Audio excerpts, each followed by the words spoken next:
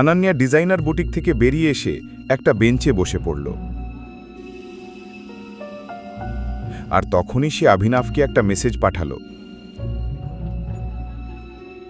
অন্যদিকে অভিনব ফোনে আকরামের সঙ্গে কথা বলছিল। আজ দুজনেরই একসঙ্গে লাঞ্চ করার পরিকল্পনা ছিল। অভিনব ফোনটা নামানো মাত্রই দেখল আনান্যা তাতে মেসেজ করেছে। কিছুক্ষণ আগে ভাইয়ার ফোন এসেছিল। সে আমাকে বলছিল যে এখন থেকে বিআর গ্রুপের সঙ্গে কর্পোরেশন আমাকে সামলাতে হবে। আমি না করে দিয়েছি। এখন কি করব? এই মেসেজ পড়ে অভিনবের মন আনন্দে ভরে গেল। তার খুব ভালো লাগলো যে তার স্ত্রী এখন তার কথা শুনতে শুরু করেছে।